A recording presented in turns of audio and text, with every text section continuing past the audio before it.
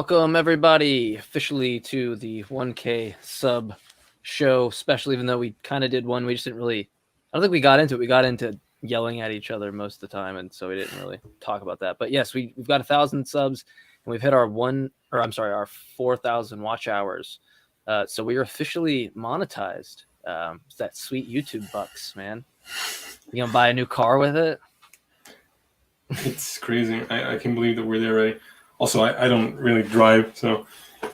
But yeah, nor have we any expectations that it's that type of money. But no. But yeah, with that said, like there are other ways that you can support us. If you, we'll do like a join button thing and all that stuff for the YouTube thing eventually. But there's ways you can support us. We have some Patreons now that already support us on Patreon. You can go to patreon.com/axiomsontrial. You can also go to the super chat button if you want to support and do it that way. I think that exists now. No obligations, but it's there, and it's cool that it's there. But yeah, so anyway, we'll kind of jump past all that and just say thank you to everybody that supported us. Yes. That's made this possible, because that's really all that really matters, is the fact that people even care, because you have the choice. Absolutely. They have the choice to click the unsubscribe button anytime they want, and they haven't done that, and so that's a good sign, I guess. But yeah, thank you guys. Before I guess we get into it, I'll pass it to you, Cease, if you want to kind of address anything on that front, and then move us into our fight for the night. Yeah, I was just gonna say more the same. Thank you, everyone that pays attention to what we're doing and who enjoys our content. And thank you for even those who don't like what we have to say but still watch. Like, that's also great. Yeah. And yeah, this is kind of surreal for me still, but I'm very happy to be doing this. With that said, I'm ready to get into it. Yeah, I'm ready to. I don't really remember where we last left off. I think we had an agreement that moral disagreement itself isn't a problem for moral realism, which I think is what Mackey kind of presents in an argument, right. To say, kind of based on these social differences, cultural differences, and disagreements. I don't think that I'm an actual. Whoa! First time. Sweet. Thank you, Winnie. That's awesome. It's weird to see some dollar signs attached to things that we've done for once. Thank you so much. As opposed to seeing the money go down every month from StreamYard and things like that. So. And thank you, Spartan. I see Spartan in the audience. It's been a while since I've seen him. And Don's been really awesome. He's sponsoring along with the Skeptics of Middle Georgia T-Jump stuff. Awesome. So I don't know the details on that, so that's all I'll say. But if he has any more, drop that. And we'll plug that for you, Don. But yeah, anyway, yeah, we can get into it. I know that the we had that. That wasn't. I didn't think that was going to be an issue, but I did think we skipped over something that maybe we could start on today and then move on forward, and that might be how we define objectivity in these kind of conversations, because I think that's something that people seem to take for granted or just assume that we have the same kind of meaning. I guess I would start by asking you, when we talk about objectivity in regards to meta ethics, I'm not talking in regards to like normative ethics or applied ethics, but like we talk about specifically like a meta ethical view. What is it that you define objectivity? Do you take a similar mind independent fact route, or how do you assess it? By the way, Don says Mic rules. Well, I had my screen not up, and I pulled up and saw another thing. Wow, that's amazing. Thank you, Don. Thank you, guys. That's incredible. What was I going to say? Yeah, so you're asking how I define objectivity? Yeah, so I would go like mind independent fact is kind of how I'm going to derive this, right? So I'm going to say like I could eat something that's spicy.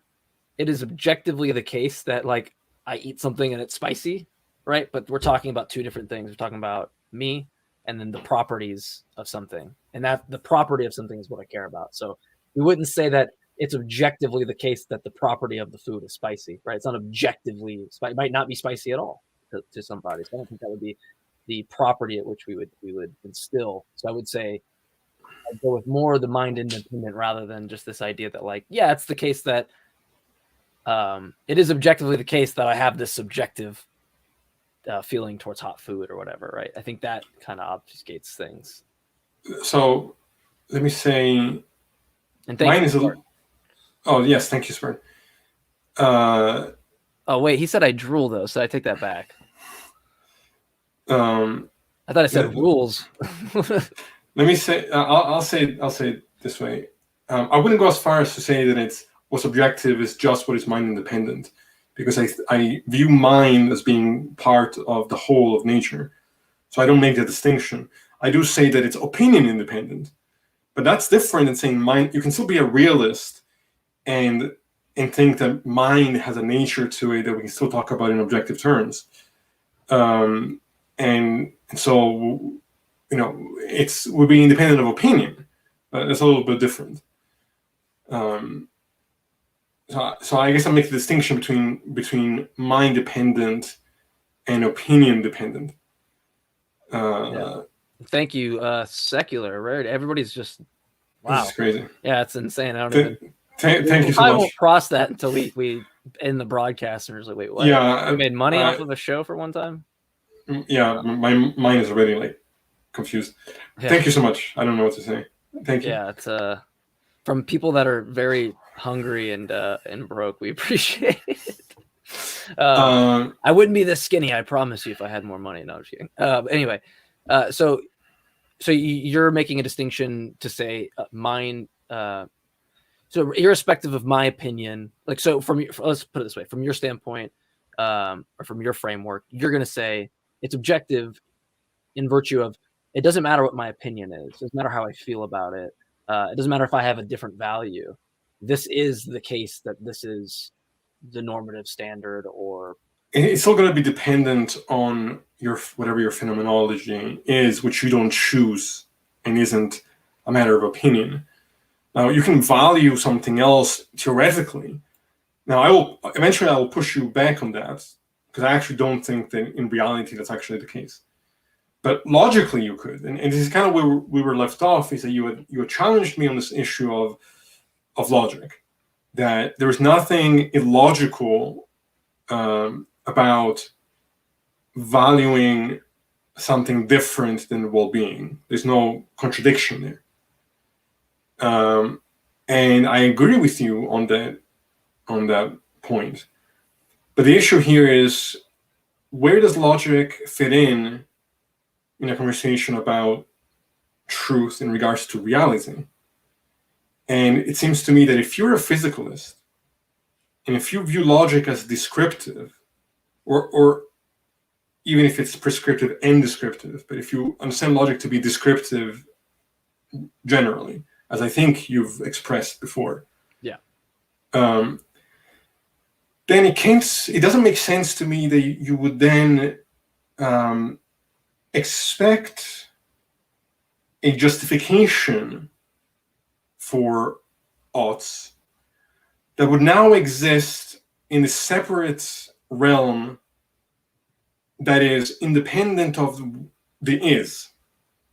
That's why I don't buy into the is a problem, because yes, the point I'm making is that logic as a tool is not going to be the only tool that we use to understand reality. It's a fundamental one, but it's one that needs to be in relationship with other tools that we use.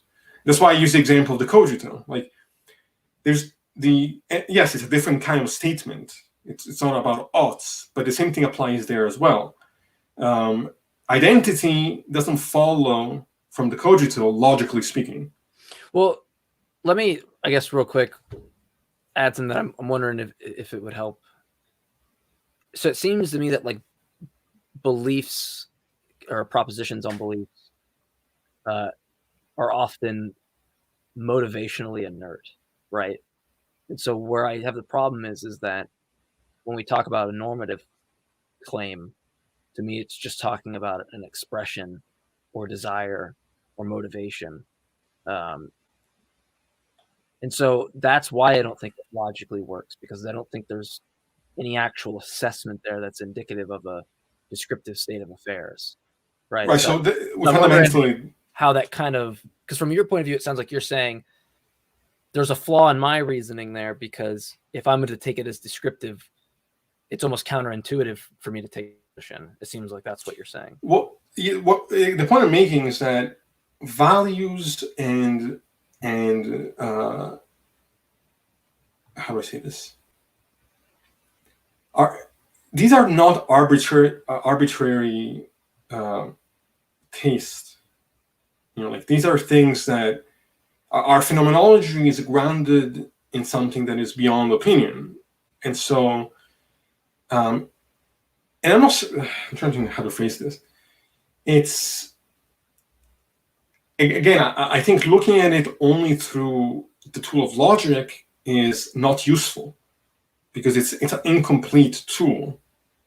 Because it's descriptive, because there's a distance between the phenomena and the description, there's always going to be a gap there. The logic is never going to, whether it's logic, whether it's language, whether it's math, it's never going to fully capture the totality of what is real out there. It's going to help us. It's necessary. Like, we need those tools, but we also have to understand the limitations of those tools. And so that's why I brought up the example of the cogito, because there is an example of a context in which, just using logic, we don't find identity. And yet, when we look deeper, we look at the totality of our experience, in the context of phenomenology, in the context of how we reference our relationship to existence, we still find, I think our identity is pretty self-evident. Maybe a Buddhist might disagree, but at least, it's, I wouldn't say that it's entirely illusory. And so it doesn't matter that values are an expression of how we feel about something, because those feelings don't arise from thin air. They're not miraculous. They're coming from facts about the world and facts about our phenomenology. And so, unless you want to somehow claim that our minds are not part of the whole, it wouldn't make, it's like you're talking about what is truth and then stripping away the context or the space in which truth could exist in the first place. Well, so the issue I guess I have there is that I worry that the first person perspective is going to obfuscate the exact descriptive normative issue that I have. It's not if there's a nature that grounds subjectivity.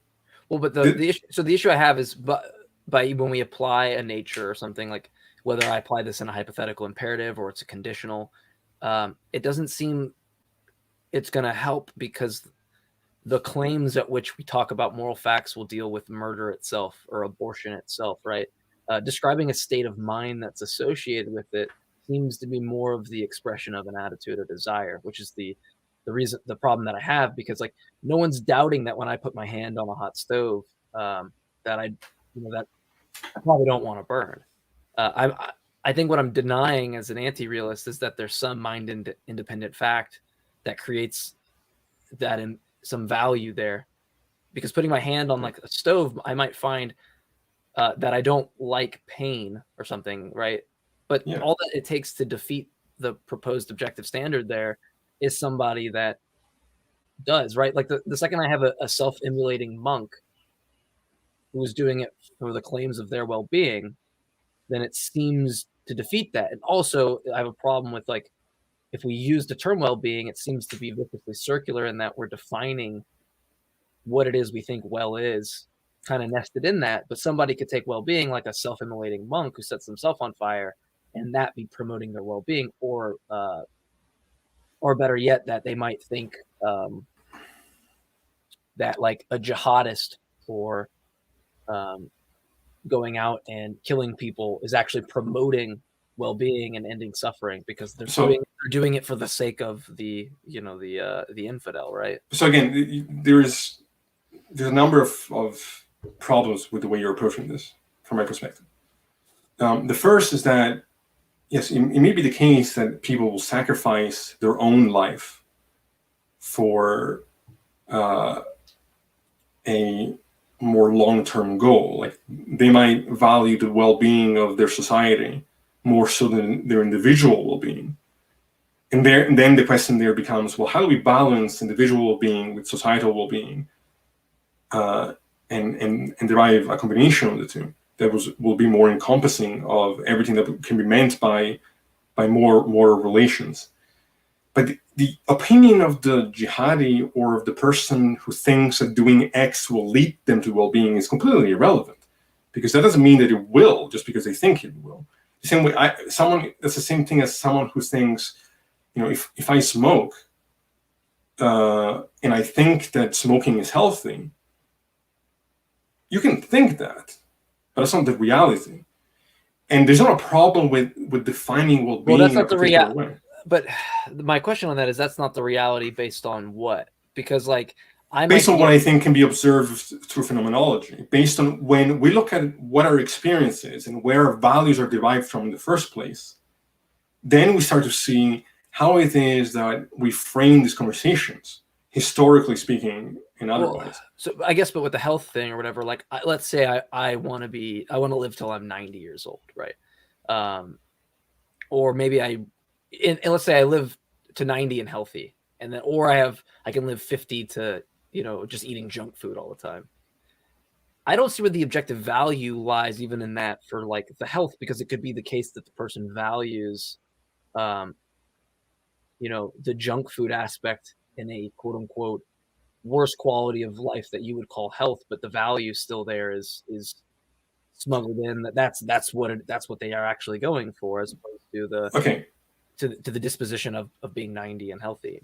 Okay, but remember what I said when we talk about that specific point last time is I'm okay with the idea that you can have oughts that are outside of the moral framework.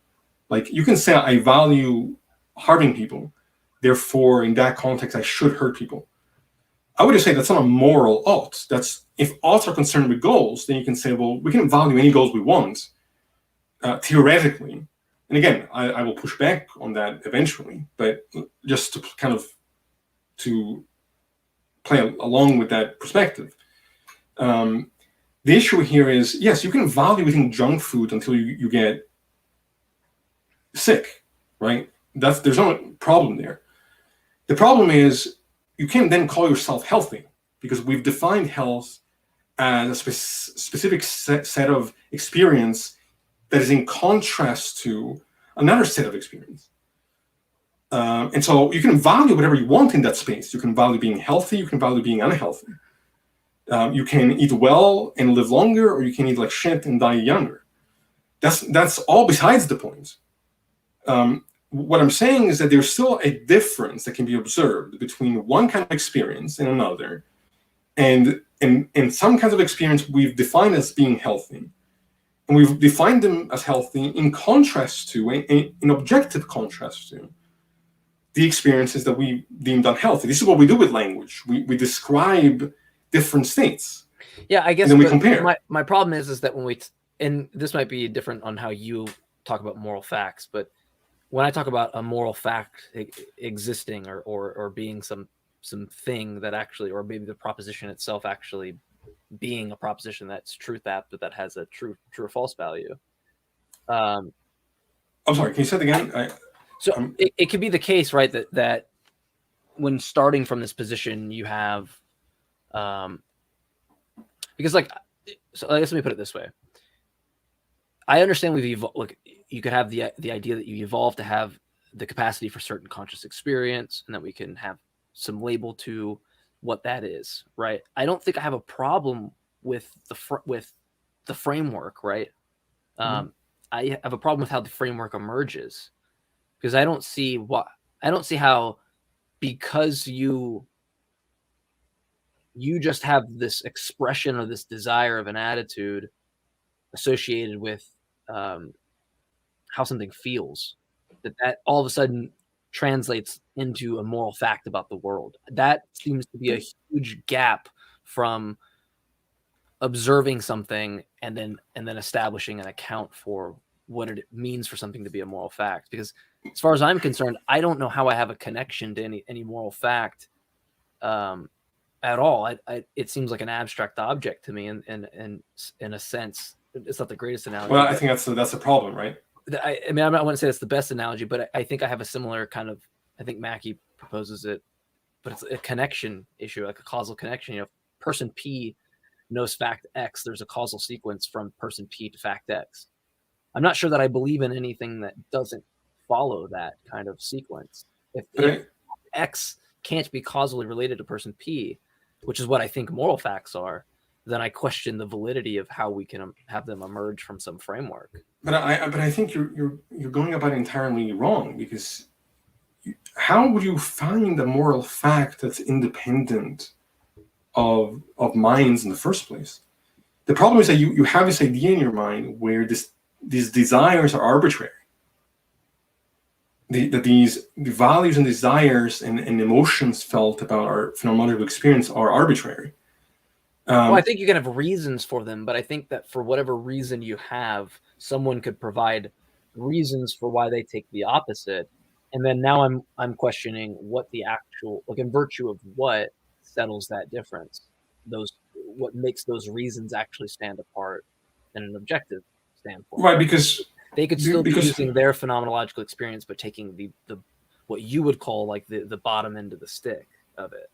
Yeah, but that's why the example of health is so important, because again, the value there is not what the individual specifically values there about what they want to do with their life is not what's important. What's important is what it is that their behavior will result in. So, like, the fact that they might value being immoral, because it doesn't follow that because people value different things, that now morality becomes subjective. Any more than it follows that because people value different things, now health has become completely subjective.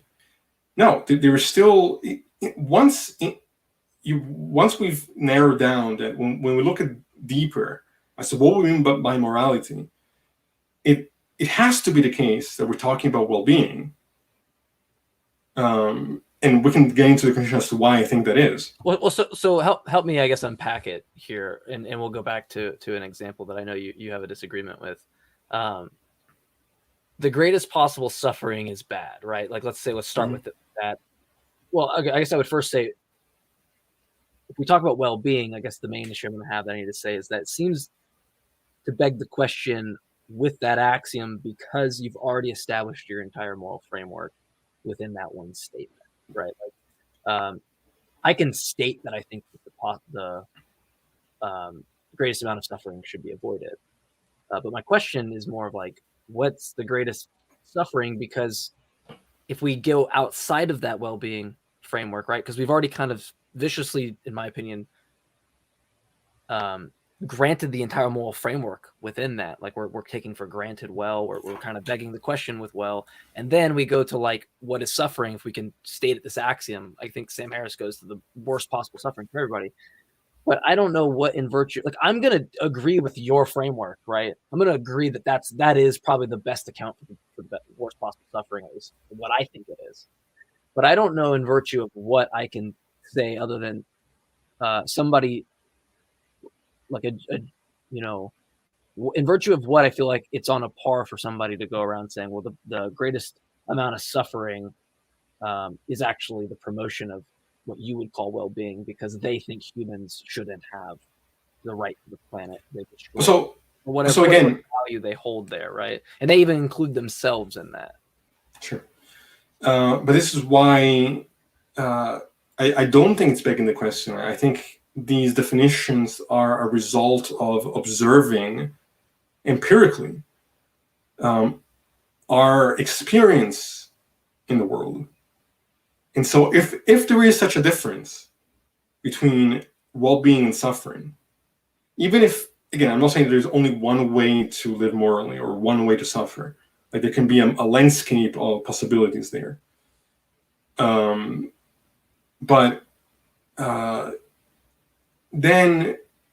it doesn't make sense for somebody to come along and say, well, I'm only going to value the well-being of group X.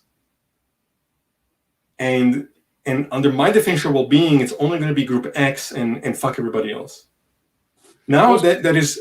Well, so I'm using more of like, it's that it's not like a section. It's the including themselves into this, right? Like it's not. No, yeah, but that's fine. That's all. But it's the point remains. Like they can say, well, humans suck, and the world would be a better place if humans were all dead, and then animals would thrive.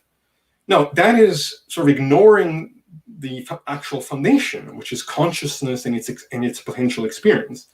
On what grounds do we arbitrarily decide that one kind of consciousness is more important than another if consciousness is the grounding? And if you want to say that consciousness isn't the grounding, well, then I don't know what it is that you can mean by morality.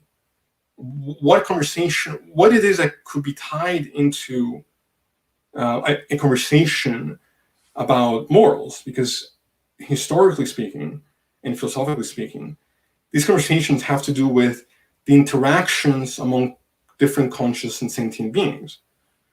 And so why is it that we think that we have a moral responsibility towards humans and not towards rocks? Because we don't think rocks can suffer. That's something that we could be objectively wrong about, potentially, if some kind of panpsychic view of consciousness is correct, right? And so the person that comes along and says, my definition of well-being is one where, all but one species survives. And even if they don't count themselves in that species, that is, from my perspective, completely irrelevant, because they're choosing.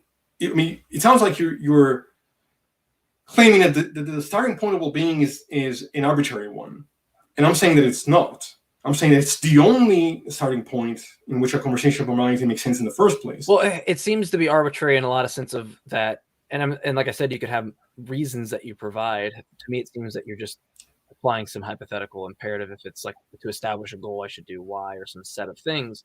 But it's a lot of the idea that there's this idea of a, and maybe you'd put it this way differently, but it's like you have properties of rightness and wrongness. I don't agree I don't agree that properties exist. I especially don't agree that like the property of redness for something, for example, is some universal that I should actually take seriously, as much as I should take frat boyness seriously, or Klingonness, right? I think that those are just arbitrary, or greatness, or things like that. Those things seem to just be. But they're all. But you're right. I don't think there's an actual speeding along different kinds of descriptions there. But doesn't greatness? Sorry, go ahead. Well, I was just going to say, like, it seems that when you talk about some property like wrongness or rightness, is essentially what we're talking about when we talk about some obligation, or if we have a dilemma, right? Like that has some property of rightness or wrongness if it's correct. Like murder has some property.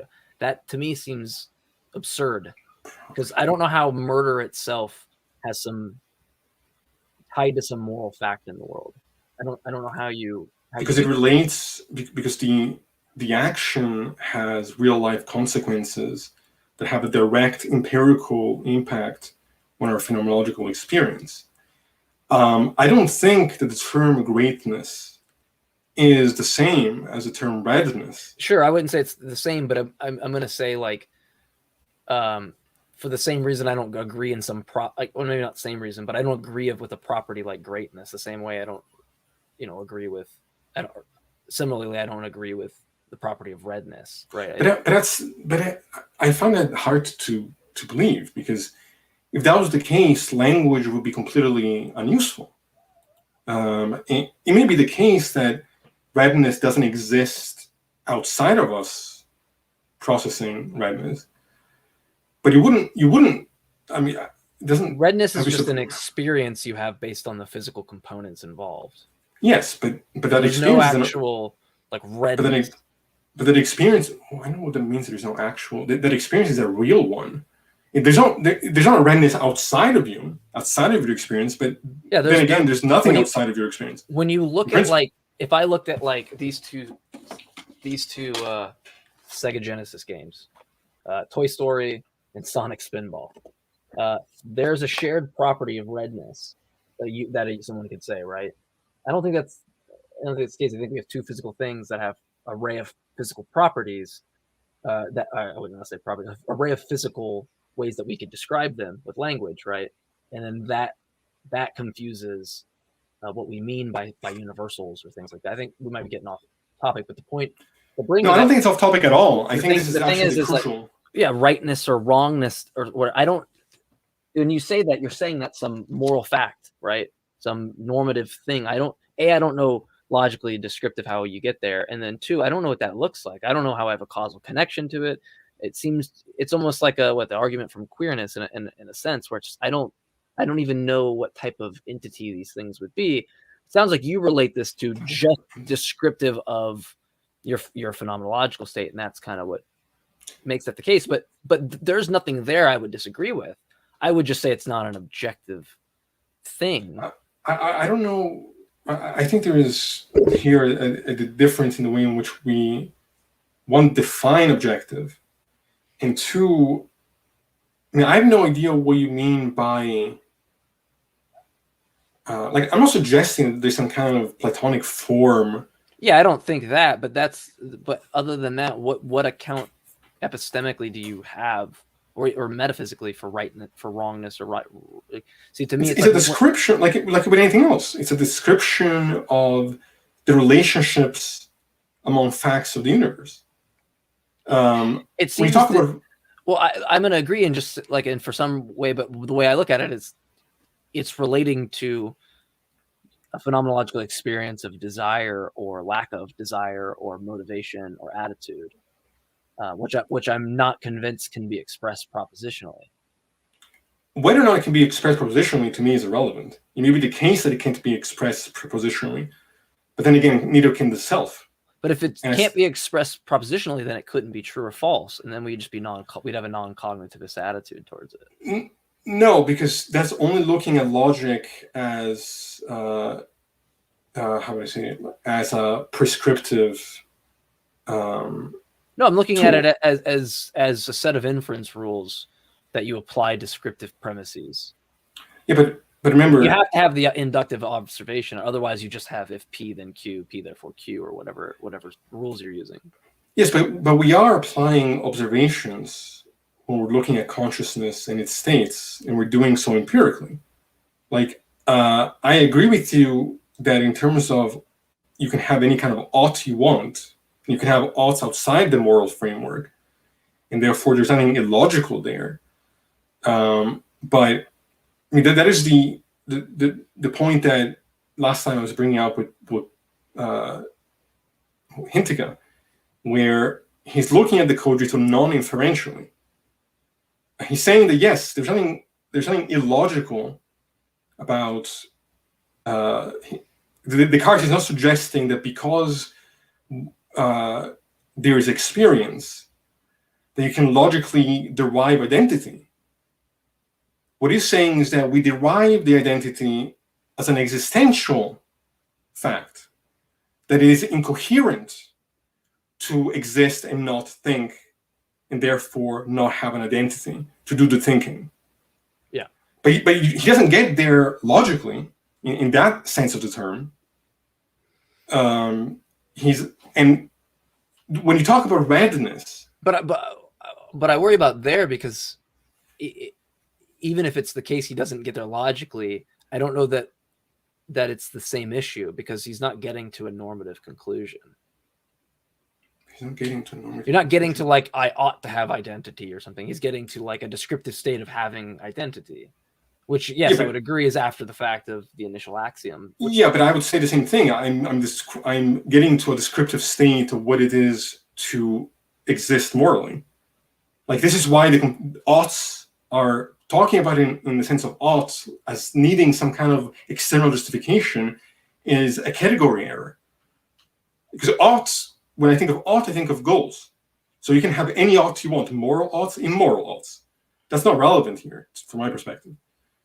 The ought of the specific value in that context can be whatever. What I'm saying is that there's still going to be a difference between the moral ought and the immoral ought, the moral value and the immoral value. That's besides the point from my framework. What I'm saying is that, readiness isn't arbitrary. Readiness is still a description of a phenomenon that arises objectively through our subjective experience. Subjective doesn't mean relative. Subjective means experienced through one lens. But if there's such a thing as a human nature of sorts, well then, when we talk about objectivity, really we're talking about the collective of subjective experience. And so I wouldn't say that readiness is on par with greatness. That might actually be our hiccup, because I don't know why I would say that objective is the collective of subjective. To me, that follows under like a subjective. That, like, I would agree it'd be in some cognitive standpoint, but it would be subjectivism from my standpoint to look at the collective in that way, or some aspects of like utilitarianism in some ways. No, but think about it. We can never step outside our subjective mode to begin with. So yes, we can say kind of theoretically that yes, there is a space that exists outside of us, and whatever that is objectively the case, but we have no access to that. So when we're talking about objective in colloquial terms, really we're talking about the appearance of what we think is the case through our subjective experience. We can never step outside of that mode. Even when we're doing science, we can never step outside of that mode.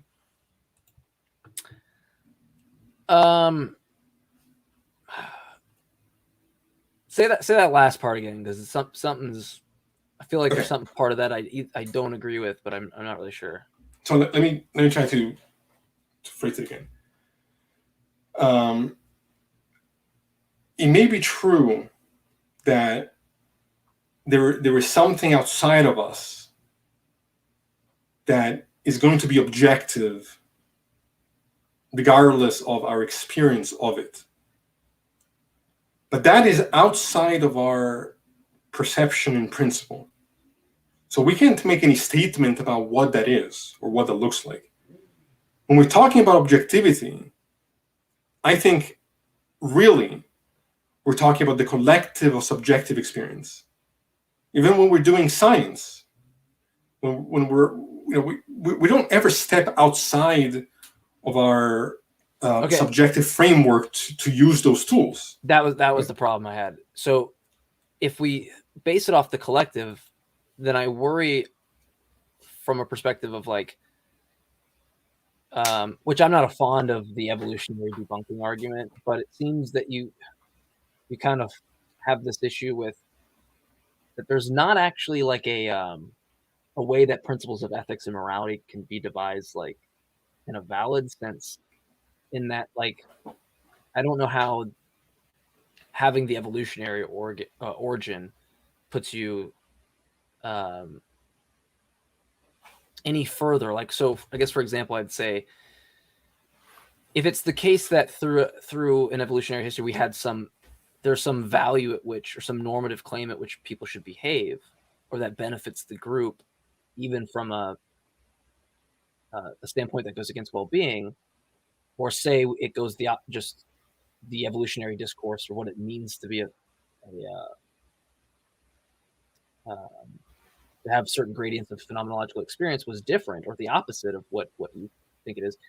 It does seem to be arbitrary in terms of that it's just going based upon environmental things that could be contingently different.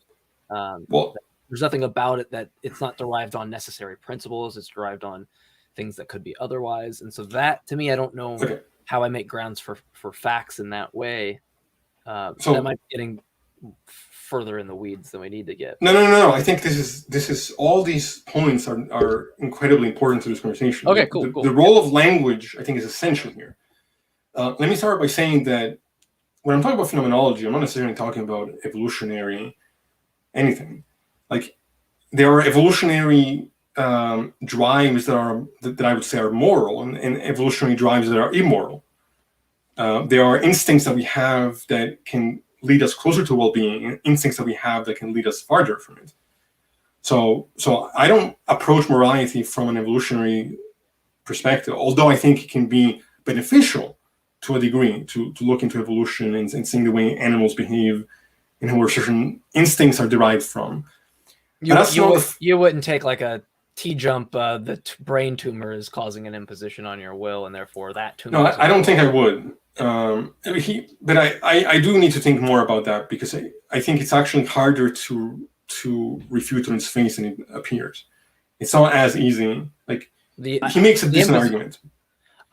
So as somebody who was a non-cognitivist that went to a realist, convinced by more so you and him, that kind of left that. Just from my opinion, you have a way better argument that I find myself more attracted to. That might be because it's my actual framework. This is something I should say to the audience. Like, yes, I agree with, like, probably, even though Cease is a realist, like all the things that he probably finds morally wrong or right, like pragmatically or for the sake of how I live my life, I do too. So I'm not sitting there saying like murder isn't wrong, like, and not living my life in such a way. Which I think is somewhat of a problem for anti-realists. I mean, you should think about why that is. Right? Yeah, they don't accept as much either. So, and I put myself in that moral skeptic, moral anti-realist kind of category. But I guess I'm losing my point here. My point, though, there was to say that despite that, I've found way more issues with T-jumps, because first off, he's going and looking at descriptive statements of moral intuition and progression, right? And then saying that the trend there is imposition on will. And that's fine if you derive that trend, right? Or if you make that claim. But to me, that's just a way to disguise. I have descriptive premises looking at moral intuition and how we've changed over time. And now I've derived a normative conclusion that we not impose on people's will. You did literally exactly what an anti-realist is going to hound you for, but you disguised it in a way where you said, I looked at trends and moral progression and intuition. That I can't get behind. I don't agree with that because that seems to just be purely descriptive premises, normative conclusion. And I'm not convinced you can get there. But the non-realist is looking for justification in their own place. The non-realist is never going to find what they're looking for, or they're going to deny it out of principle, because they're thinking about the problem incorrectly.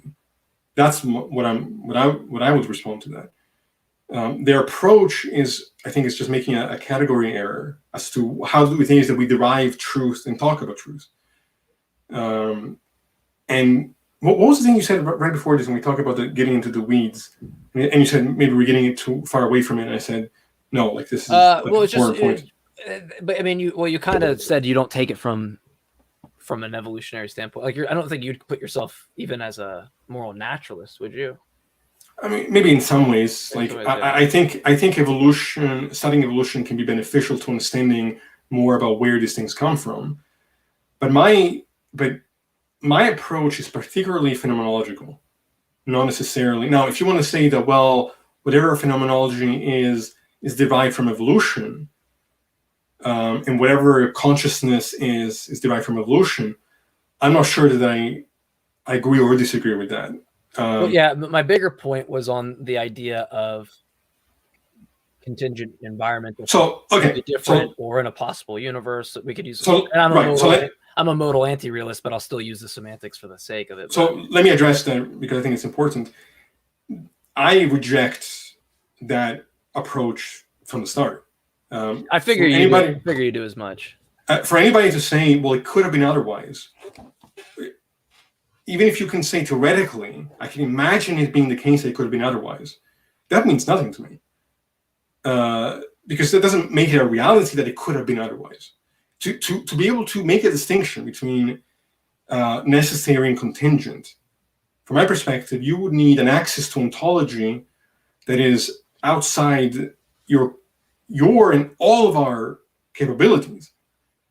I think these are flawed languages that people apply to these notions, that to me just seems to assume more than can be assumed.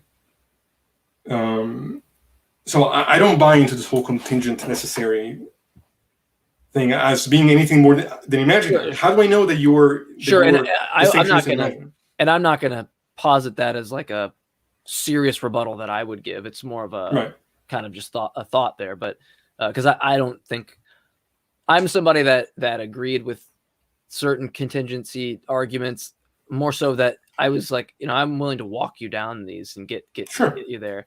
And I've been one to say I'll just concede a necessary quote unquote being or a necessary state or something to see where it gets you.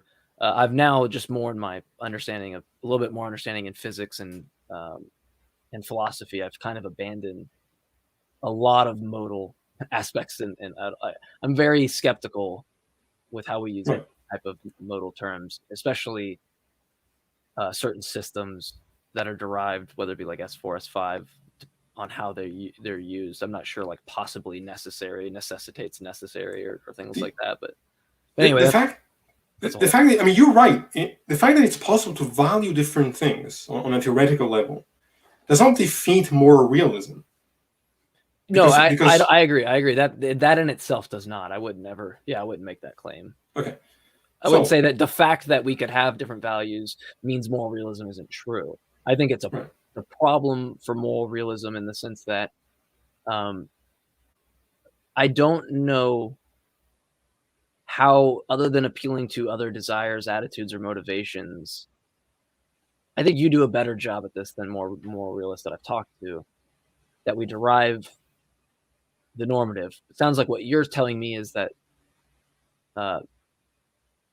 that's almost implicit in the kind of conscious experience. Because tell me, is that a straw or straw man, or is that a good steel man, or no? It's I think you're on the right track here. Like I would ask you to tell me where you think that these desires and these values and these states come from, and if you're saying that truth can only come from certain logic syllogisms, well then how can you say that you're looking at logic as descriptive and that you are a physicalist? Because now it almost sounds like now your approach when it gets to the moral question becomes contradictory to your other positions, where now you're talking about abstract objects. You're talking about a space for truth that exists beyond what physically exists. But I would deny abstracts and things like that pretty aggressively. So do I. I know people that take the Azot distinction in states of intentionality to that level of like dualism. I don't get that. I don't get how you make the leap from the fact that I assess logic some way to that it would in any way necessitate that intentional states can't happen in a physical system. But then if you deny abstract objects, you deny the need for justification that goes beyond the is. Well, then you're denying that there actually is a problem. Then you're acknowledging that the only way in which it makes sense you have to back up because I'm trying to digest that. Okay.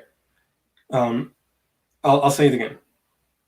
If you're denying abstract objects and you're denying that there is a realm of truth and reality that exists beyond the physical, if you agree that all there is the physical world, then it couldn't be the case that a justification for morality could be found anywhere outside of the descriptive.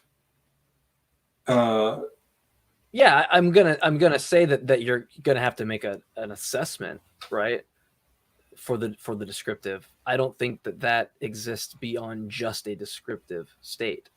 But nobody's saying that it does. Or that it doesn't just relate to an intentional state or motivational, or But an no, intentional state that deals with motivation, attitude, or desire. but that's fine. But no one's saying that it doesn't. In fact, I'm saying the opposite. It has to. In fact, that's the point, right?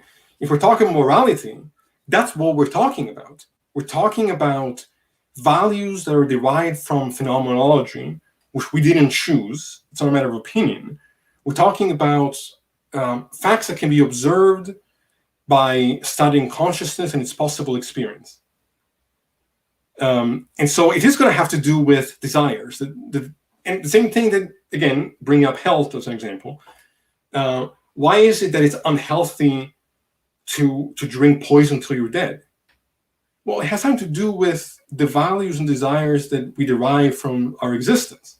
You could put in the theoretical sort of, it's only illogical to pose you could have somebody who values drinking poison till they're dead.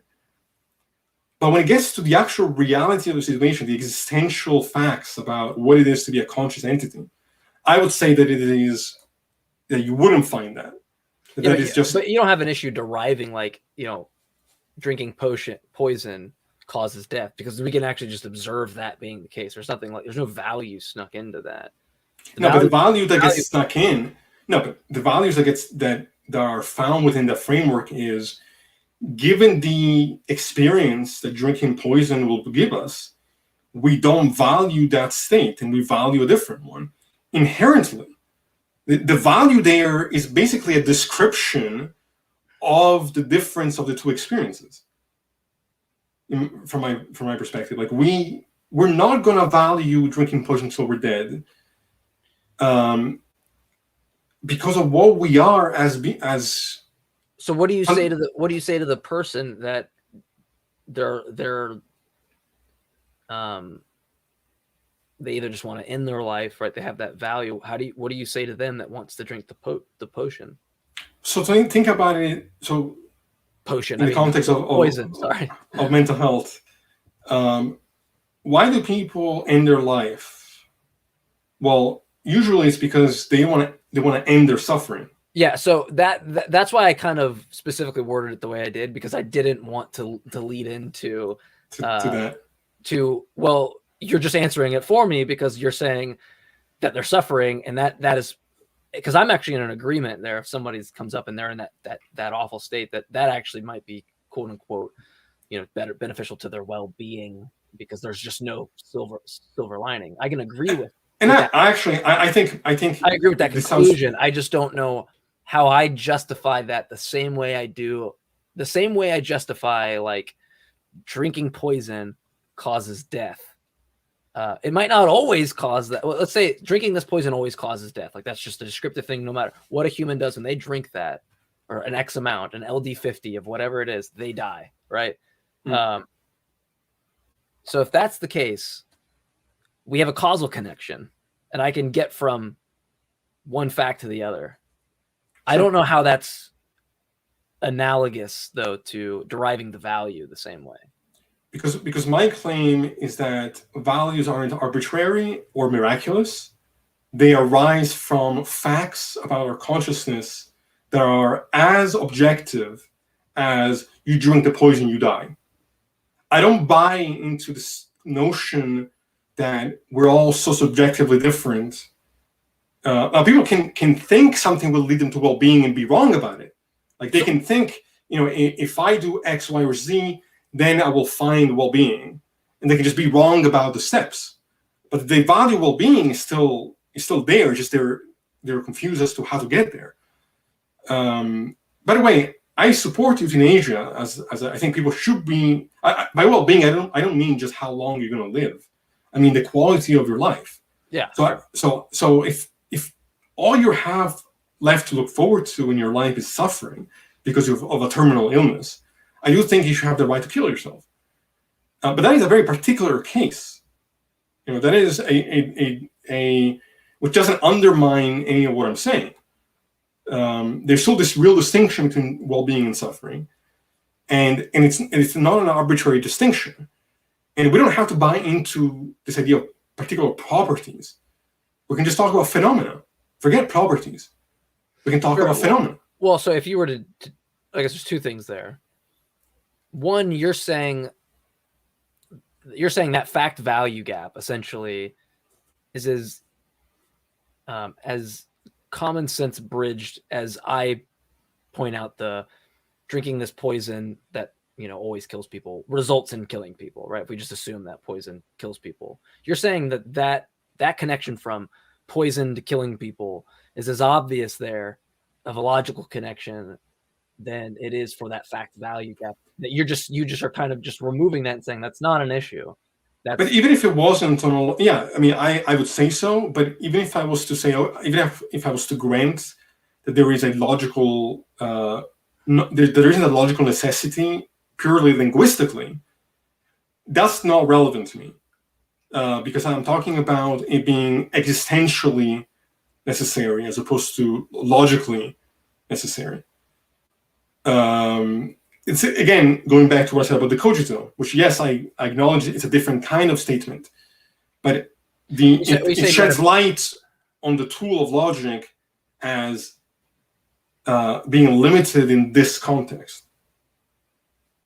You said it's metaphysically necessary, so you're saying it like it's always I don't want to go back into modal perspectives here, but you would, if you did go that route, you would say in all possible worlds that good and bad, or goodness, badness, the fact of good or the fact of bad is always the same, or it has that value irrespective. Yeah, I mean, if there was a universe in which our phenomenology good and bad will always relate to that, to a similar or the exact type of phenomenological experience or consciousness. And if that phenomenological experience didn't exist, well, then you wouldn't have morality. Like if things couldn't experience, if things couldn't suffer or have well-being, or if all behaviors led to the same. So, for example, if regardless of how you behave in the world, you could arrive at the same exact kind of phenomenological experience of well-being. If there was no distinction between states, well, then my perspective would be defeated there. I get that. I guess I'm hung up on, and I mean, you deny the problem there, but I just get hung up on substituting other people's descriptive facts for this one. I wouldn't want to accuse of special pleading or something, but it's like I guess I'm not convinced that it seems like in virtue of what, as opposed to what you state descriptively about a status of conscious experience versus what someone else might attest,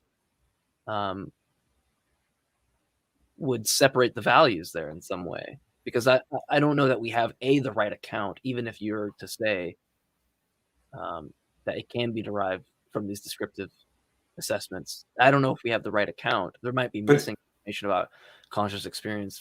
So that we actually know. I feel like we get into a gray area where I'm like, I don't know how I just concede that normative conclusion, even if I take it out of pure, propositional logic and just look at it from that. I'm like, I still just see the same kind of leap. So two quick things. One, Beginner writes, the well-being of an individual does not depend on the opinions of the individual. The individual might have insight into his or well-being or not. That's the first point. The second point is that, I lost it for a second. Well, if it's defined that way, well-being of an individual does not depend on the opinions, then we're talking about a mind-independent fact. We're talking about it doesn't matter how you feel about well-being. Well-being is a specific case. The problem about that is that well-being in itself seems to just beg the question. It has all of the moral implications within the statement itself. It's packaged in that way that it seems to be just self-refute or self-referential. That I don't know behind that. So I don't think that it has at face value those implications. I think it's observing where these differences in our attitudes are coming from. It's you have to show for this to be a counter. You have to show me how it can be the case that there is not a shared nature, phenomenologically speaking. That suffering for you can be entirely different than suffering for somebody else, and that therefore it's all arbitrary values on the same par. Well, so it's going to be hard for me to do that from my perspective because I hold very similar values to you. So, but I'm saying that it can't be done. I'm saying that. So, but the challenge there is just simple. Like it's simply actually, let me just repeat. It could be done. It could be done, but it's well. See, that's a mistake there. But what? Okay, so but the jihadist who has the value of minimizing suffering, and that just translates to killing as many infidels as possible for the sake of their well-being, right? In a similar context, I don't know who, like, right, like they're gonna just say that value is that case, and we've saved them. Actually, we've saved them because if I say that if they kill them, they don't go to Jahannam, they actually get to go to heaven or whatever, right? Then in that case, it's like eternally they are actually, if that is the case, they are eternally helping their well-being, and so that trumps 0.0001% of the life that you have, on here versus the rest of your eternity. But notice that nowhere in there has the focus shifted away from well-being. It's just that they think they have a strategy towards well-being that I think ultimately is the incorrect one. Now we can show it's incorrect by virtue of applying rationality, by applying what we can know about psychology and phenomenology. Like, they're so concerned. We're all still concerned with well-being. It's just that people think that different things will lead them to the goal. And then the question is, well, how do we figure out what will lead us to the goal? How are we? The jihadist is not going to have the same grounding for supporting their idea that behavior will lead them to well-being as somebody who studies psychology and neuroscience and the way in which behavior affects one's phenomenological experience, and people who studied how it is that we can justify rationally our perspectives. Like, it's not going to be on par there, even though we're all concerned with well-being. Well, I guess it's the concern of judgments in this role, or approvals or disapprovals or plans or things like that, right? It's like, I guess maybe there's a distinction. I don't want to go, it might break off into another thing, but somewhat relevant to say, like, when we bring up these things, especially if you declare that it's kind of observable in some sciences, or that we can actually derive it in some way to know what we should do or shouldn't do. I'm wondering that if anti-realism has a better account for moral discourse on the basis of naturalistic states of mind, like judgments or approvals or disapprovals, attitudes, motivations, right? Because we can make sense of those from a scientific point of view fairly easy. And from a theoretical cost standpoint, I feel like I would think the explanation there would be a tighter fit that has less entities that I need to assume than one of the argument you make, which still derives from a naturalistic state of mind. Well, I mean, naturally, because there's just more. I mean, unfairly from my point to your point, you just have more things in there, right? So there's more things to account for in that. But I disagree with that, though. I actually don't agree with that. Okay, because I think the non-realist is making more assumptions as to what should be included in justification. They're basically suggesting an entire other ontology there for justification that I reject. I don't think there's any mystery, from my point of view, why it is that people have a difference in opinion as to the moral sphere. When you say ontological, you mean like that from the normative and descriptive? Is that what you're talking about? Yeah, like this idea that somehow the justification has to come from something that's beyond just the state of affairs. So there is this category that exists and is its own thing. Well, but I mean, isn't that what you expect from a metaethical view, right? To have but this And is why I think that those approaches are muddying the waters, and that's why I reject all of those moves and all those theoretical, like, well, I can imagine someone who values drinking poison until they're dead. Okay, logically, sure, there's no contradiction, but it's an argument to me is more than a mere epistemic technicality. Like, you need to provide me with a reason in light of the facts that we know about what we are as to why I should actually take that possibility as credible. It's the same thing when people say, well, it could be the case that God exists because we can't have all the knowledge in the universe. Sure, but I'm still going to call myself an atheist and say that I don't believe in God, because that's not an actual argument. Just say that it could be the case without actually providing a case. I don't think I'm making more assumptions. I think I'm making less assumptions. Well, that's actually, I feel like, a good analogy, because that's kind of why I put myself in a moral skeptic or anti-realist position, is to say that I'm not. I first of all, I can't be. I mean, it's been put already to you, but I'm not convinced what a moral fact is. I understand kind of your take on it, right? But that goes now into, and I don't want to contradict myself at the beginning of the show and say that gets into the moral disagreement part about, like, well, clearly there are people that have disagreements on what that is, and so now it just begs the question on who has the right account for that. But then it's, how do we actually derive the right account? And that's where I feel like it's on the par, right? It's on the par to say that I don't know how we even assess how you establish the right account versus another. One can seem more compelling to me, like yours would seem more compelling to me than more moral realists, definitely more T-junks. But I don't. But it's like notice, it's like you get me to the bridge and I feel like I can jump the gap, right? But I still think the gap's there. But notice that you don't make that the amount of disagreement there doesn't lead you to make the same kind of, to have the same kind of concern in the context of health.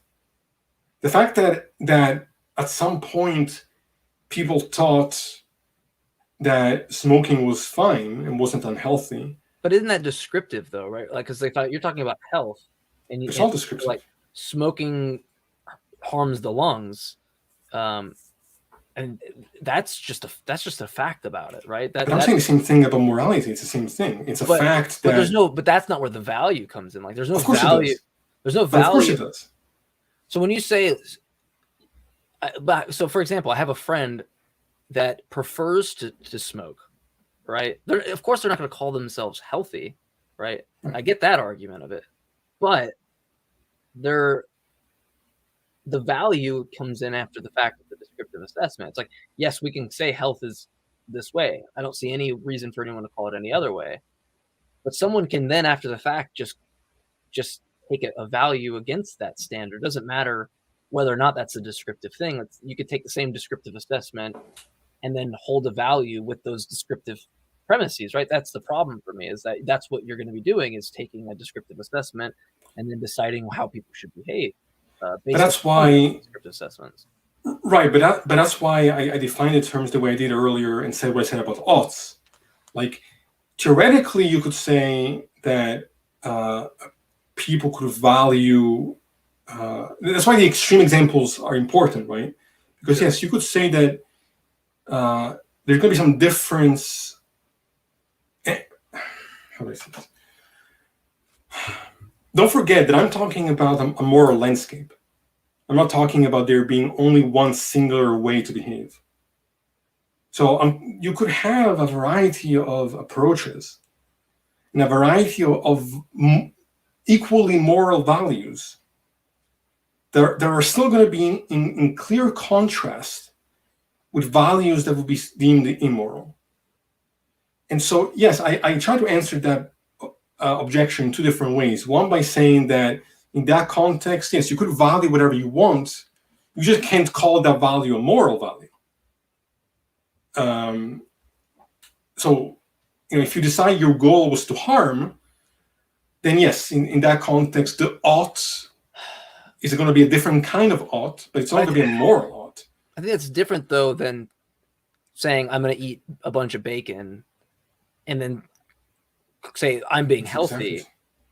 Right? They're not going to say I'm being. They're probably going to acknowledge they're not. That's the descriptive fact, like, essentially. But they're going. But that won't matter in regards to their. That's irrespective of the value. They don't need that descriptive statement to get to the value, and then someone else can have that descriptive assessment and get to the opposite value or the same value if they want. They could just say, yeah, okay, that causes bad health. Well, I value bad health. That's what I value. I don't want to live here anymore. Sure, but that's fine. But in that context, you can value that. You just can't claim that your value is of the moral category. Now your value is of a different type. That's the point I'm making. Is that we can have whatever goals we want theoretically. In reality, I don't think that's actually the case. People value different things because they have different opinions about what will lead them to well-being. And it just happens to be the case that most people are wrong about that.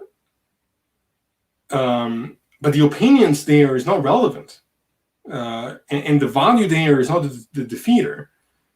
I don't know if I'm... Well, I understand what you're saying. I have a point to that, but this is actually a huge point to address.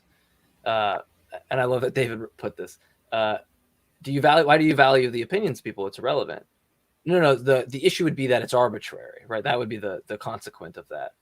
But that doesn't matter to me. Like, I could go, yes, the fact that I value people's opinions is arbitrary, but I still want it. I don't care if it's the same way that I could be living in a simulation. I'm still going to enjoy my life the same way as if it was quote unquote real. That's not what matters. What matters is the actual experiential state. I don't really care if I'm already under the assessment that there's things that I can't ground. I think everybody has these problems, just like solipsism or external world skepticism or things like that. Like, these are problems that we're going to have.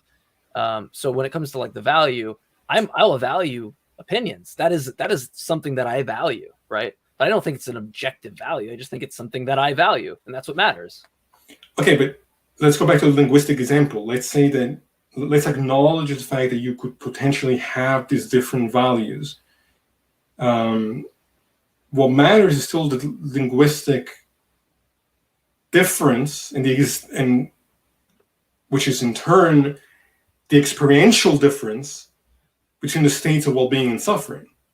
All that we could mean by moral and immoral is noticing that those states of experience are different. And so if you define morality by well-being, which I think you ultimately have to when you look in depth as to for the sake of it, I do. Okay. I just don't think that I have the epistemic grounds that would be satisfying. But I don't know why you're thinking as all values having to be moral values. Like, no, why does no values? Values to me are just going to be some. Values are just going to lend a way that if you think there's an objective value, then you just have a normative, right? You have a norm. You have some way that people should behave. I guess I would push back on this idea that these goals and values in the first place are arbitrary. I don't buy that. I think that ultimately, when you look deeper, you'll find that I think the goal is like where you get so a hypothetical imperative. If I say if I ought to do X, or if I want goal X, I ought to do Y. Well, the subset of Y isn't necessarily arbitrary in comparison. Sure, but you're saying the goal in the first, right? But I'm saying that first place just kind of seems to derive not in the same way, not in the same rigorous criticism you would for other axioms. So I think this is the fundamental issue. Okay. I think that is the fundamental issue, because I don't think that the goal itself arises from thin air. I don't think that it is arbitrary. I think that the goal itself is secondary to facts about experience. And the moral disagreement is found because people are confused about what will lead them to the experience that we actually all want.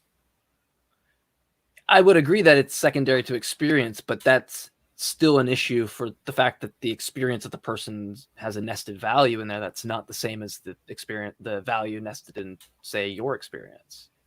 So No, I don't. I guess what I think right. there's a So, difference there in that sense, right? Like a lot of what you say, I agree with. It but I just think comes you're down to how assuming. you actually, how you have the emergent finding of it that states it's some objective thing. I think you're assuming though that there is not a unity in our phenomenology. I think you're assuming that our I experience. think there is. I just, You but is can't possibly say that and then have the if you opinion. we have a shared, we all have brains that are, there's no way we've evolved in ways that are entirely going to be different. We're going Well, to then you're trying to assume that we could have vastly different values. yeah, but you can have vastly different values. I mean, some of them can be based on environmental reasons, some can be based on um, like culture or things like that. That's the problem for me, is that where it's derived from seems to be heavily influenced, and this is why I kind of reduce them to desires or attitudes or motivations. Is it seems that those motivations, desires, and attitudes are determined in a lot of ways um, from those cultural or But the cultural is, those norms that are just kind of pressed upon but the you. culture is completely irrelevant. I mean, think about the example that you provided, right? Like you gave the example of the jihadi, right? Which is a great example of somebody who thinks they're doing something moral, and from our eyes are causing an immense amount of suffering. Well, gay marriage is a great example, because this is something Sure. that we can actually show, right? Like somebody going, feeling disgusted, or that they don't think that value, and there's people that aren't even Christians that hold that, right? I But, mean, but okay. like I'm going to agree with you, and to deem that interacting in such a way and expressing that to people like that is immoral, to say that they shouldn't get married or something. I would agree with you, but I don't see the objective nature and the assessing any value over another, because we just have we have vast disagreements on them, so we have to figure out in virtue of what solves the right one, and then B, um, the fact that I have some unity in my experience is like the same thing that I think a Christian and an atheist would go, well, you borrow from my worldview. It's like, no, we share the same world. We have the same, we're going to overlap in certain Okay. aspects of our Let, experience. let me frame it this way, because I think this might help. Okay. What I think you're not noticing is that within any of these cultures, any of these differences in beliefs, any of these ideologies that result in completely different behaviors, the value is still the same. The value is still well-being. The value is still moving away from suffering. It just the difference is in what is believed will lead us to that goal. The goal has not changed. It's just that what they think will give them the goal is entirely different and ultimately, for most people, unjustified. But it's not that you've showed a difference in values there. You showed a difference in the strategies implemented to get us to the goal that we actually share. But I would argue there's people that don't share that goal, and that's the whole goal issue as opposed to the value issue there, right? I mean, do I think like I'm gonna? It's hard to assess and go, the person that thinks murder is right and the person that thinks murder is wrong. Like I'm gonna sit there and go, I think we're both on a par. I think I have better reasons, right? I would say I'm going to argue that I have better reasons. When you ask me on a meta-ethical level, that's the whole question of metaethics. That's the whole discourse. That I have to be as humble as I can from my point and say, I can't make that declaration. But beyond the metaethical point, I can give reasons why that's the case. Someone, could just take it to a metaethical point and say, well, why should I value that? Or why should I care about that? But it's an irrelevant question from my perspective. Mm-hmm. For you to say that you can show that somebody could have a different goal, I don't see what grounds you have to make that claim. Like even the person who thinks that humanity should be killed off, their goal is still well-being for the well-being of every other species on the planet. Even the serial killer who is just driven by uh, by instincts that they can control. They can understand why it is that we have rules, and they still have a sense of self-preservation usually. Um, but for those values to be on par, the phenomenological experiences as a result of those values and as a result of those behaviors would also have to be on par. That's the point I'm trying to make. Yeah, but the result is going to just coincide with the goal anyway, so it might not be conducive to the results you expect. I would. It seems to me that when you look at psychology in detail, and you look at neuroscience in detail, we find that there's not this vast difference in what it is that we value and what it is that our goals are. And the reality to me is that we're actually all pretty similar. We have about the same goals in mind. We have we value similar things. Well, let's take that point. What would that make that objective, even if it was the case that every single person shared the value? Because I don't know if I don't know that ad populum kind of assessment makes that the case. Like unless you're taking it like from the like if all of us have an arm, we all have an arm. I get that, but I don't feel like that's the same as saying like if we all have the same. But again, it's because you're starting from the point that you need some justification for morality that is somehow beyond the just state of affairs. Like you're starting off from, you're looking at the problem from through the wrong lens. Like, yeah, you're never going to get logically from point A to point B as far as like. I feel like I'm going in circles. I'm trying to think of. Oh God. You're good. We're cutting it at the 1:30 anyway, so we're losing our brains. We'll do a part. We'll do a part 3. I think each part. First part was like feeling the ground, and then this part got a lot more in it, and then I think now the third part we can really hammer home points. Now that we've done the circle and the dance enough times, but let's go to questions before we get off. Sure. I answered my question from David. Cease, do you include plants or other living sentient beings into your moral framework? Yeah, I definitely include animal life in my framework. I'm unsure as to what degree veganism. Plants can suffer. Like I don't. I'm not convinced that they can, but yeah. So no, that's something that I'm open-minded about. But yeah.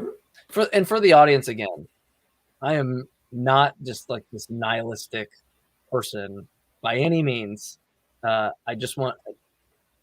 I'm trying to be as honest as I can in my moral discourse. There's only 2 positions I've really changed in philosophy that I've gone back and forth on. That is in metaethics, from non-cognitivism and cognitivism back to cognitivism, and then physicalism. I've swayed between like not or reductive physicalism, identity theory, and functionalism. I might be more along the idea of functionalism than I am an identity theorist, but I'm still, I don't know. There's still a lot of work for me to do in that aspect because for the longest time, I didn't really care about the distinctions as much within physicalism because I didn't take the idealist, dualist, physicalist conversation very seriously.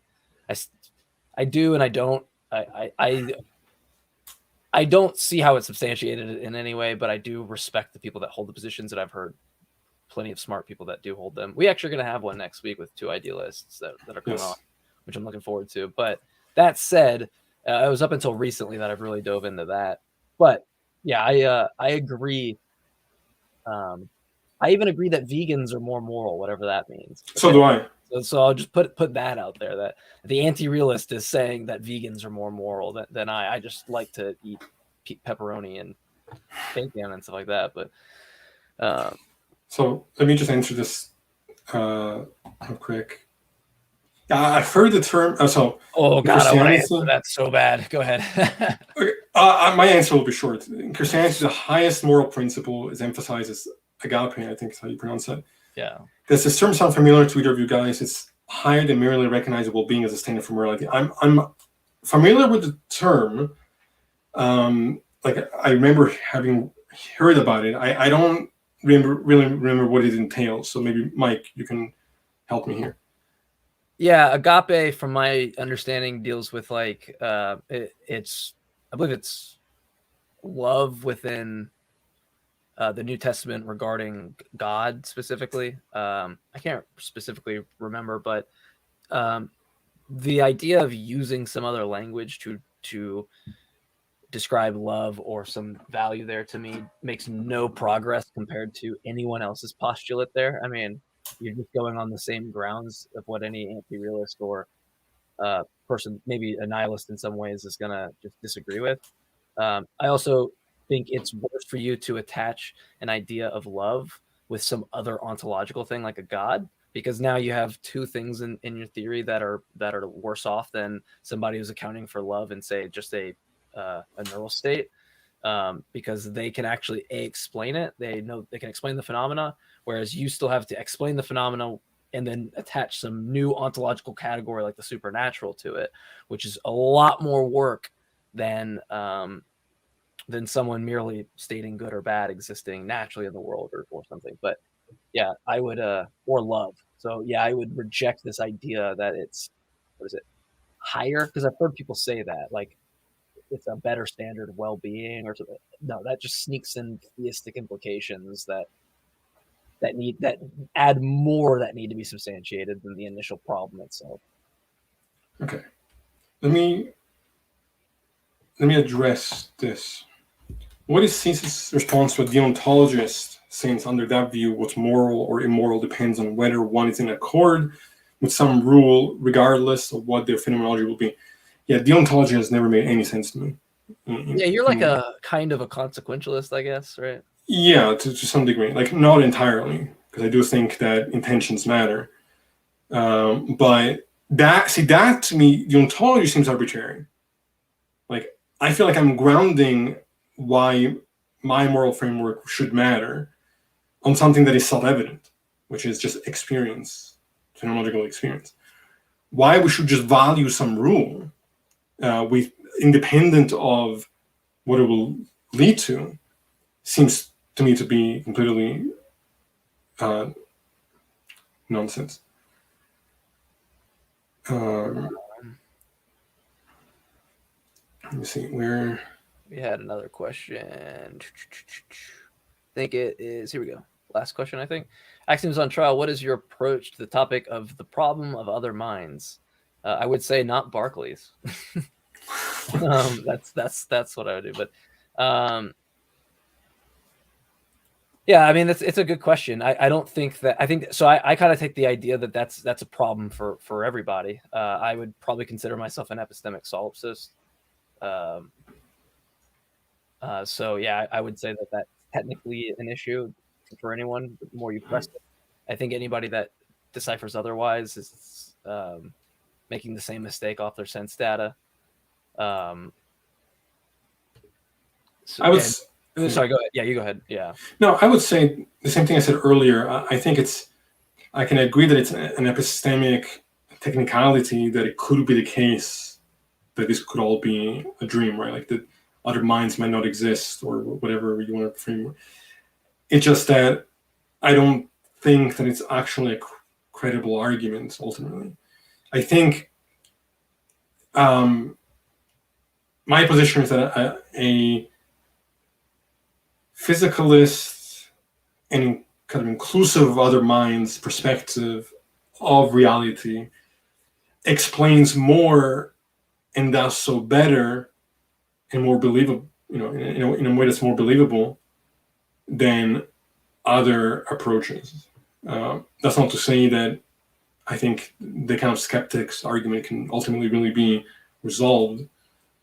I also got a little confused in my head when I read "Problem of Other Minds." I was thinking of problems of mind-independent objects. Sorry. No. I think he meant I think Yeah, he of meant other that other the other other people minds. actually exist. Yeah, I would be an epistemic solipsist and just make the statement that I can't. Yeah, I have no access there. I'm clearly limited from.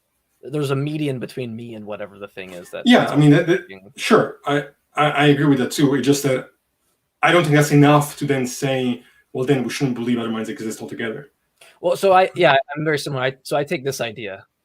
I call it maybe it's already formulated, but I call it like the solipsist egg theory, or no, I changed it, the solipsist onion theory, right? So we can just pull back layers of an onion, right? Shrek style. But like that to me is like saying, what if, it's the same problem when you're like, do you know other people exist? Do I know this is the external world?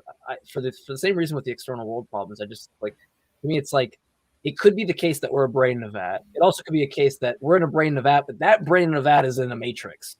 And then that brain in a vat that's in the matrix is also in a hallucination of someone's mind. Like point being, there's an infinite amount of postulates that are just entirely imaginary. And my epistemology deals with in the confines of what's presented to me. That might get into externalism and internalism of justification, but what's presented to me, if I can't if I don't have a mechanism from the postulates to them being reflective in some way, then those are much easier for me to discard, or at least just put them in a bucket of stuff I'm just not too worried about until there's an actual reason for me to worry about it. Yeah, because ultimately you're concerned, whether it's the Matrix or Descartes' demon or dream, whatever, we're concerned with what our experience within this framework is. Exactly. So I don't care about how big that onion layer is. Yeah. Like, it doesn't matter to me. It matters which part of the layer I'm in, I suppose, right? I don't claim I have access to the ontology as it is. What I care about is my experience within it, whatever that ultimate nature is. Agreed. And I think this will be what we'll talk about with him, is that, a lot of people have issues with, like, I'll claim I don't necessarily have access to ontology, and they're like, okay, well, how do you make, metaphysical or ontological claims about the nature of what something is, like the physical? I'm like, well, this is going to be based off the predictions we make. If the idealist could kind of say, well, you beg the question at the beginning for the physical. It's like, sure, if you want to go with that argument, if you want to say that, I would suggest that you do the same, right, and derive novel predictions, because as far as I'm concerned, it doesn't seem idealism can derive any novel predictions. I'm excited for that conversation. I'm stuck in it. I don't even know if for me, in idealism, it posits an idea that the hallucinations or veridical experiences are problematic, in that it could be just as real as the ideas, right? That to me seems to be a problem. But when are we having the consciousness discussion? That's a good one. Well, maybe we should do that one after the idealist one, so that way we can. I think it should be. We're gonna give them some ammo, man. Come on, we can't give them ammo.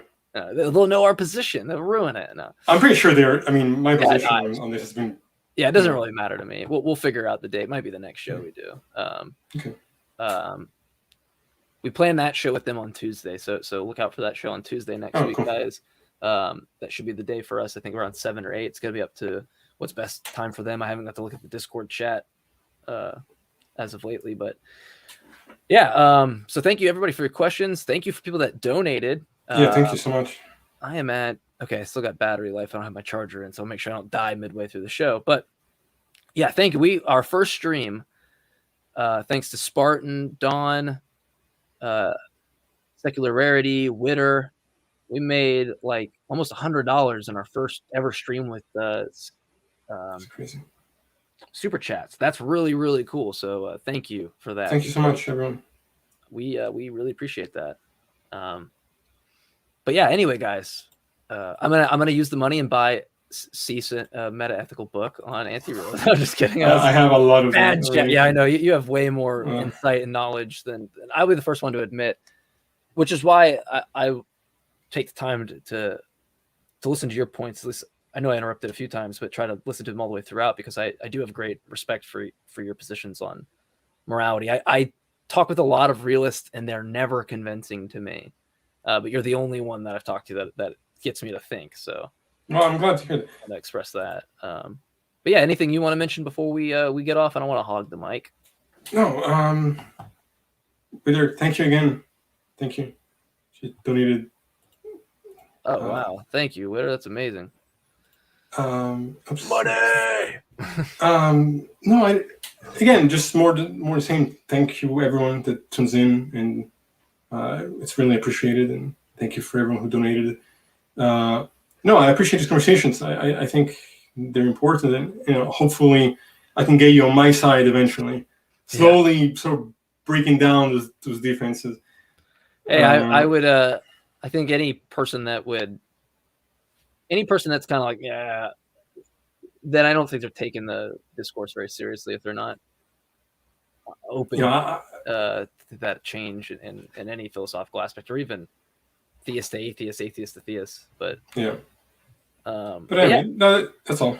So awesome. Well, thank you guys again. We'll be back here. I'm going to say this week with probably the physicalism debate between the two physicalists.